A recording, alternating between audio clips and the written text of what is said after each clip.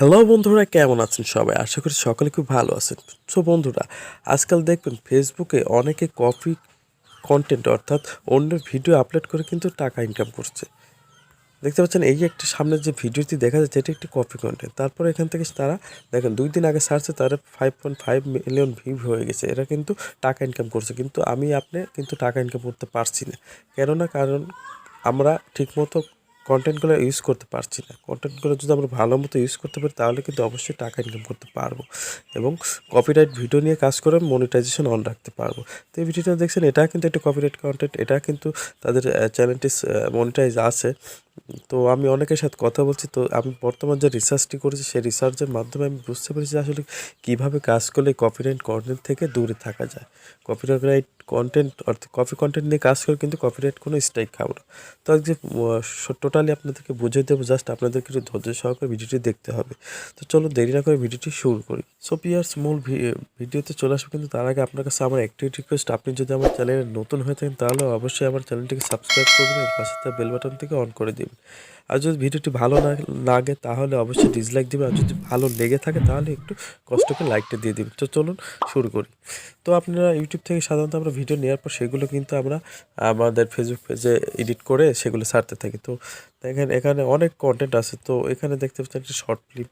তো এরকম short film অহরহ প্রচুর আছে যেগুলো থেকে মানুষ টাকা ইনকাম করে। তো আমি জাস্ট আপনাদেরকে প্রসেস দেখিয়ে দেবো। জাস্ট আপনি মনে করেন যে আপনি কী নেবেন, আপনি একটি শর্ট ফিল্ম নেবেন। তো এখানে শর্ট ফিল্ম লিখে সার্চ দেবেন। ফিল্ম হিন্দি দেন, হিন্দি শর্ট ফিল্ম হিন্দি। তো আমি এটা লিখে সার্চ করলাম, কিন্তু তো আমার সামনে কিন্তু অনেক শর্ট ফিল্ম আসছে, প্রচুর শর্ট ফিল্ম আসছে সেক্সুয়াল হট এগুলো ফিল্ম আসছে। তো আপনি এখান থেকে কী করবেন, এখানে যে ডানের দিকে যে একটি অপশানটি দেখতে পাচ্ছেন না, 3 বাটন, এই যে 3 বাটন, এখানে একটি ক্লিক করবেন। তো আমি এইখানে ক্লিক করলাম। ক্লিক করে যে সার্চ ফিল্টার নামক একটি অপশান আছে, এখানে একটি ক্লিক করবেন। তো এখানে ক্লিক করার পর দেখতে পাচ্ছেন এরকম অপশানগুলো আসবে। Short by relevance, type all আছে, তারপর আপলোড এনি টাইম এগুলো আছে। তো এখানে আপনি নিচের দিকে একটু ফলো করবেন। নিচের দিকে একটু ফলো করলে দেখেন যে এখানে ক্রিয়েটিভ কমন্স নামে একটি অপশান আছে। তো এখানে ক্রিয়েটিভ কমন্সটি ক্লিক করে দেবেন, দেওয়ার পর এখানে অ্যাপ্লাই করে দেবেন।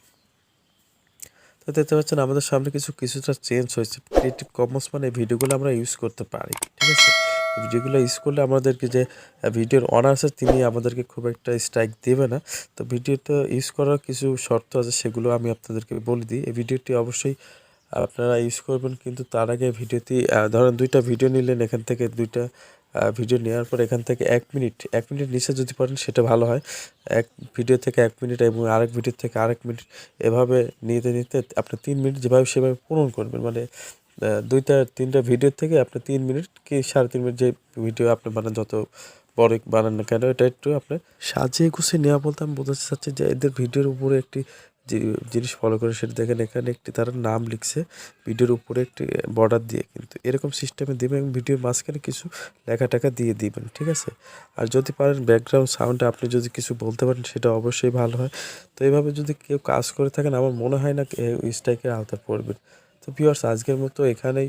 যদি ভিডিওটি ভালো লাগে অবশ্যই আমার ভিডিওটি একটি লাইক দেবেন, আর যদি ভালো না লেগে থাকে তাহলে অবশ্যই ডিসলাইক দিবেন। ধন্যবাদ, ভালো থাকবেন, দেখা হবে পরের একটি ভিডিওতে।